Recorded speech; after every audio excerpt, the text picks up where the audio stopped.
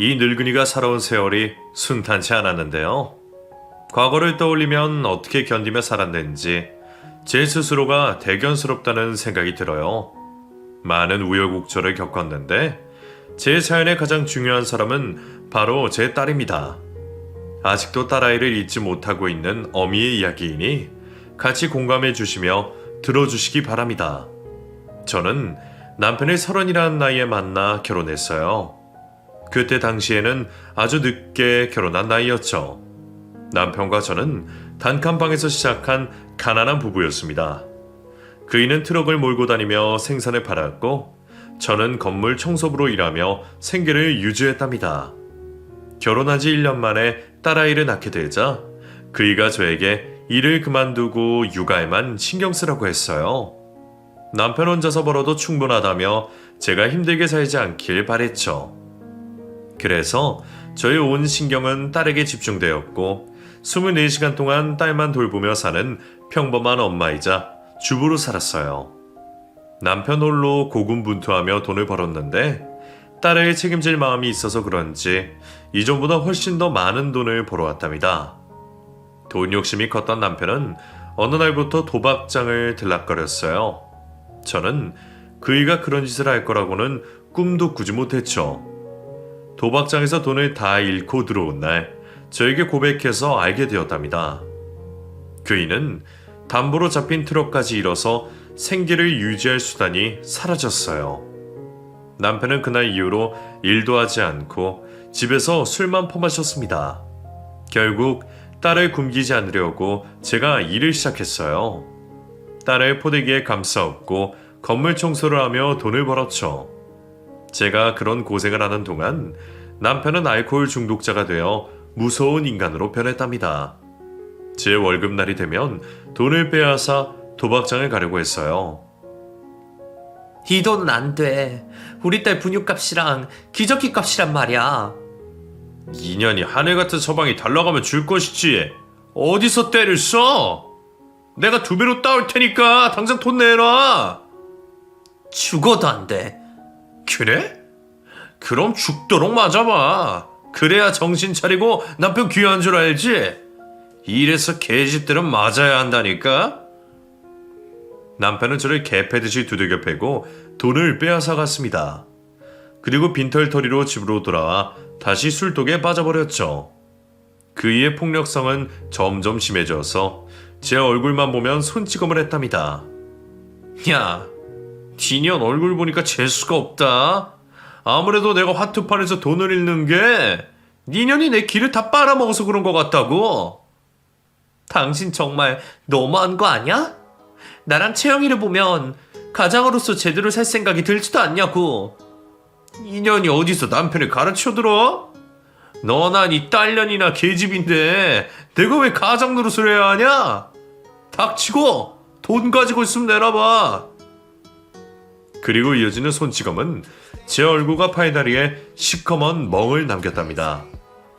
계속되는 학대에 더는 참을 수 없어 이혼하려고 했는데 남편은 절대 도장을 찍어줄 수 없다며 나가서 돈이나 벌어오라고 으름장을 놓았습니다. 계속되는 손찌검에 참다 못한 저는 딸을 안고 도망쳤어요. 경찰서로 찾아가 청해했더니 가정폭력보호센터를 연결해 주어서 그리로 피신할 수 있었고 그곳 공무원들의 도움으로 이혼을 하게 되어 자유의 몸이 되었답니다. 그렇게 보호시설에서 살다가 조금씩 모은 돈으로 딸과 제 작은 보금자리를 마련하게 되었어요. 조금 성장한 딸이 5살이 되자 이웃집 친구에게 맡기거나 딸 친구네 집에 맡기고 일을 다녔답니다. 그때 제 상황이 안쓰럽고 불쌍해서 그런지 많은 분들이 도와주셔서 마음 편히 일하러 나갈 수 있었답니다. 그렇게 자란 딸아이는 공부를 열심히 잘해 주어서 명문대에 들어가게 되었고 대학을 졸업하고는 공기업에 들어갔습니다. 첫 월급을 받고 빨간 내복을 선물 받았던 날은 아직도 제 마음속에 고이 간직되어 있답니다. 딸아이의 연봉은 꽤 커서 제가 경제적으로 도울 일은 하나도 없었어요. 그래서 전 모텔 청소를 하루에 6시간씩 일하며 저 혼자 쓸 만큼의 돈만 벌었고 나머지 시간에는 보통 사람들처럼 산책도 하고 놀러도 다니고 했답니다.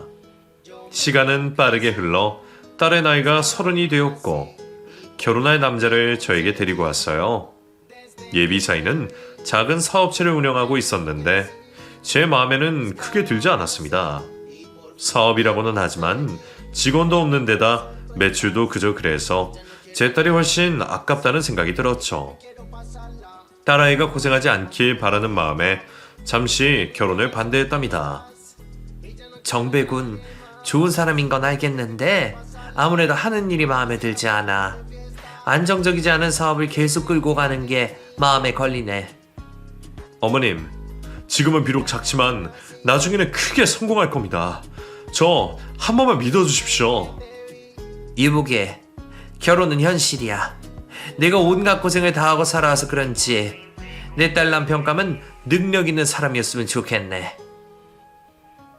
예비 사위는 끝까지 제 딸을 고생시키지 않겠다며 자신있게 말했지만 세상의 풍파를 겪은 저의 가슴에 크게 와닿지 않았답니다. 게다가 예비 사위의 눈빛이나 표정을 보면 옛날 전 남편이 문득 떠올라서 섬뜩한 기분이 들었어요. 그래서 딸에게 이 결혼은 절대 안 되겠다고 전하며 다른 남자를 만나거나 혼자 살라고 일렀습니다. 능력되는 여자가 뭐하러 결혼을 하느냐며 굳이 결혼할 필요 없으니 연애만 하라고 조언해 주었죠. 하지만 딸아이는 예비 사위에게 단단히 빠져 있어서 제 말을 귀담아 듣지 않고 끝까지 결혼하겠다고 저를 설득하려 했답니다. 엄마, 나 정배씨 아니면 안 될 것 같아. 그 사람처럼 날 생각해주고 위해주는 사람 또 만날 수 없을 거라고. 우린 진심으로 서로를 사랑하고 있어. 채영아, 엄마는 네가 고생하지 않을 만큼 여유 있는 남자를 만나면 좋겠어. 돈이 전부가 아니지만 나중에 큰 문제가 될 거야. 부부가 싸우는 원인 중 가장 큰 이유가 돈이라고. 엄마, 내가 능력이 있는데 무슨 걱정이야. 그리고 정배 오빠는 꼭 성공할 거야. 옆에서 보는 내가 알잖아. 얼마나 최선을 다하면서 사는지 말이야. 그러니까 반대 그만하고 허락하고 축복해줘. 딸아이가 예비 사위를 진심으로 믿고 사랑하는 것 같아 더는 반대하는 말을 할 수 없었습니다. 결혼식 나가라고 바로 상견례를 치르게 되었는데 예비 사돈과 식구들을 보자 한숨만 나왔어요. 차돈, 우린 형편이 좋지 않아서 애들끼리 알아서 집을 마련하는 게 좋겠어요. 신혼집은 둘이 전세를 구한다니까 혼스터치들끼리 알아서 하게 둡시다. 아무리 그래도 부모가 버젓이 있는데 아무런 도움을 주지 않은 건 아닌 것 같습니다. 저도 혼수를 신경을 써서 마련할 테니 사돈도 신혼집에 보탬을 주셔서 좋은 데를 마련해 주시죠. 지금 제 말 못 들었어요? 사정이 안 좋다고요.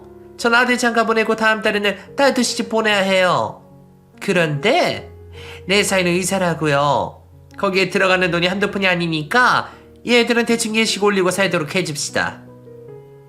네? 사돈, 사람을 급으로 나누시는 건가요? 그리고 제 딸이 사돈 아들보다 훨씬 잘난 사람인데 대충 결혼 안 하는 게 말이 됩니까? 아니, 왜 흥분을 하고 그러세요? 그리고 사돈이 손해보는 결혼을 시키는 것처럼 말씀하시는데 불쾌하네요. 그깟 공기업에 다니는 게 태수인지 아는데 그래봤자 월급쟁이 아니에요? 내 사위는 의사라고요. 병원 차려주고 모셔야 하는 상황이라고요. 그리고 내 아들이 나중에 사업에 크게 성공하면 어쩌려고 그러세요? 내 아들이 지금 형편이 그리 좋지 않으니 약소하게 하자는 게 큰 문제가 있으니까? 이 결혼을 시켜야 할지 모르겠네요. 이런 사돈 밑에서 제 딸이 어떤 일을 당할지 걱정부터 됩니다. 그러자 옆에 있던 딸이 엄마 그러지 마. 우리도 약소하게 시작하기로 대화를 끝냈어. 이것저것 따지면 나 시집 못 가. 그러니까 엄마가 이해 좀 해줘. 라며 저를 말리더라고요. 얼마나 남자가 좋으면 저러는지 엄마의 마음을 헤아려주지 못하더라고요. 결국 제가 수고리고 들어가 사돈의 말대로 결혼식과 신혼집을 취에 대한 간소하게 하기로 결론을 내렸습니다. 사돈은 의사 사의를 드리며 집과 혼수를 다 해줘야 할 판이라며 볼멘 소리를 하며 이해해달라고 저와 기분 나쁜 감정을 풀었답니다. 사람을 급으로 나누어서 결혼 준비를 하는 게 몹시 기분 나빴는데 제 딸의 표정을 보니 결혼한다는 것만으로도 행복해하는 것 같아서 눈을 감고 귀를 닫고 허락의 문을 열어버리고 말았죠. 그래도 저는 딸을 빈손으로 보낼 수 없어 그동안 딸을 위해 들었던 적금 통장과 갯돈을 돌려받아 결혼 준비하는 데 쓰라고 건네주었답니다. 엄마, 이렇게나 많이 주면 어떡해. 엄마 노후도 생각해야지. 난 됐다. 돈 욕심 없어. 그저 네가 잘 살기만 하면 여한 없이 살다가 조용히 저 세상 가련다. 엄마, 무슨 말을 그렇게 살벌하게. 내 자식이 십 장가가는 것 같이 다 봐줘야지. 어이구, 예민아이가 내일 모레 칠순이다. 얼마나 오래 살라는 거냐. 내가 엄마를 오래오래 사시도록 만들 거야. 몸에 좋은 것도 다 해드리고 잘 사는 모습도 많이 보여줘서 엄마가 너무 행복해서 떠나고 싶지 않게 만들 거라고. 말은 청산 유수다. 날 챙길 생각은 말고 너나 잘 살아.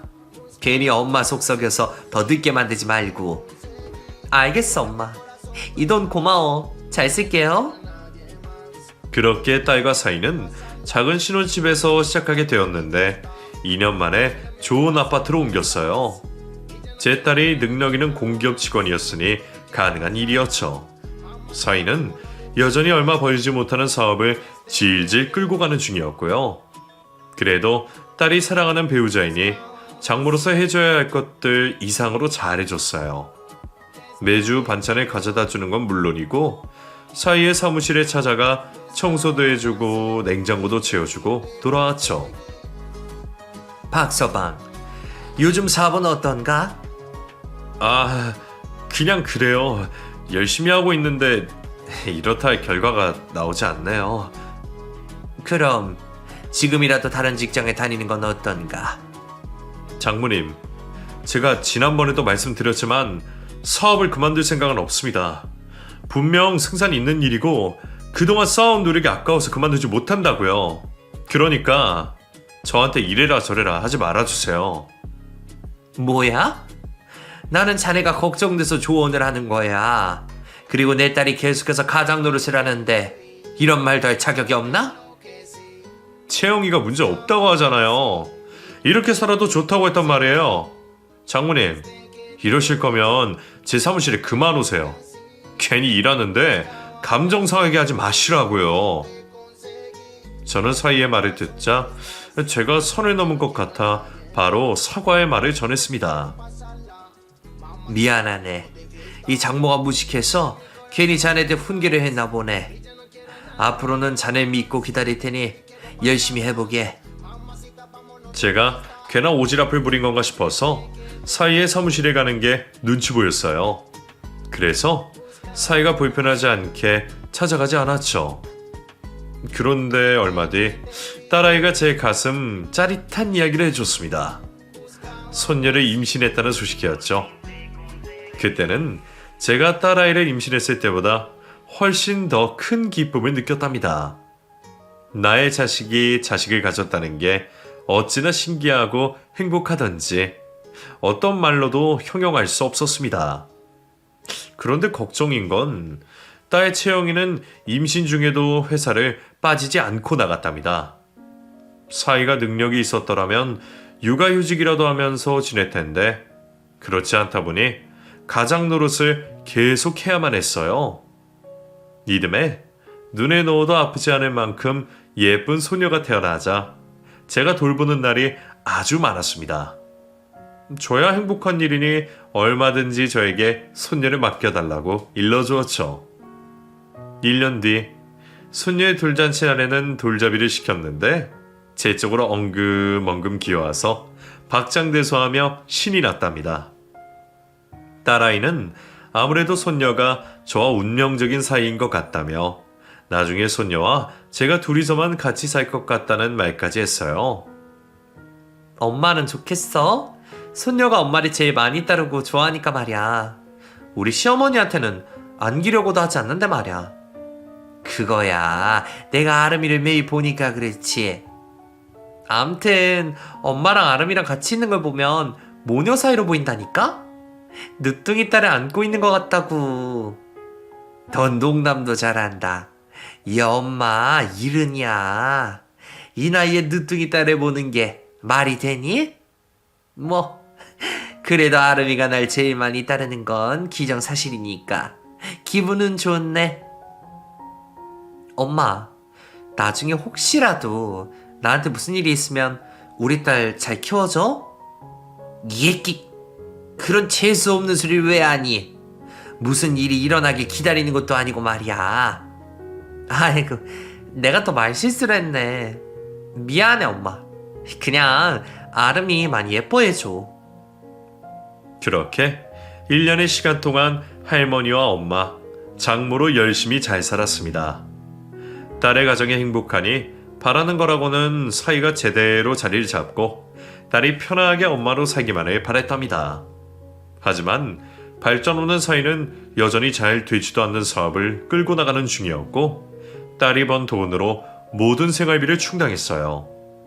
손녀 때문에 딸과 매일 왕래를 했는데 어느 날 낯익은 멍자국이 보였습니다. 제가 남편에게 맞고 살았던 때에 제 얼굴에 매일같이 자리하던 멍자국이 딸아이 눈가에 새겨져 있었어요. 저는 가정폭력을 확신하며 물었습니다. 채영이, 너 이 멍자국 뭐야? 설마 박서방이 손찌검을 한 거니? 엄마, 그게 무슨 소리야? 박서방이 손찌검을 하다니. 이건 넘어져서 생긴 멍자국이라고. 이게 어디서 거짓말을 해? 이 엄마가 바보인 줄 알아? 당장 사실대로 말해봐. 박서방 그 자식이 한 짓이 맞지? 재영이는 제 눈을 슬며시 보더니 고개를 푹 숙였습니다. 그리고 눈물을 뚝뚝 흘리기 시작했습니다. 엄마, 미안해. 이런 꼴을 보여서. 내가 못 살아. 네가 데릴 데가 어디 있다고 손을 대. 도대체 이유가 뭐야? 몇 달 전 그 인간이 바람난 것 같아서 몰래 미행을 해서 현장을 잡혔는데 뻔뻔하게 자기들이 왜 캐고 다니냐고 데려 나에게 욕을 퍼붓더라고. 그때가 시작이었어. 뭐야? 바람 피우는 놈이 손찌검까지 한 거야?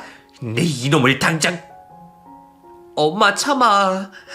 내 딸 아람이를 생각해서 조금만 기다려줘. 기다리다니. 너 설마 아직 네 남편이랑 살고 싶은 마음이 남은 거야? 네가 뭐가 아쉬워서 그런 놈한테 맞고 살아? 돈도 못 번 놈이 바람에 폭력까지. 진짜 가관이다. 그런 쓰레기 같은 놈하고 당장 헤어져. 제가 호통을 치자 딸아이는 침착하게 대답하더군요. 어제 각서 썼어. 다신 바람도 피우지 않고 손찌검도 하지 않겠다고. 다시 평범하게 지내기로 했으니까 이번 한 번은 그냥 넘어갈 거야. 이거 사. 폭력 남편은 절대 고쳐지지 않아. 그리고 한 번도 아니라 여러 번 맞았다며. 이 엄마가 어떤 삶을 살아왔는지 다 들어놓고서 그놈이랑 계속 살겠다고? 안 돼. 내가 허락 못해. 엄마, 제발 참아줘.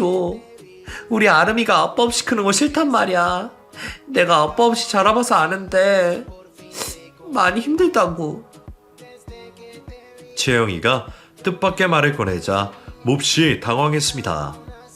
남편 없이 혼자 애지중지 키워서 큰 상처 없이 자란 줄 알았는데 제 생각이 완전 틀렸더라고요.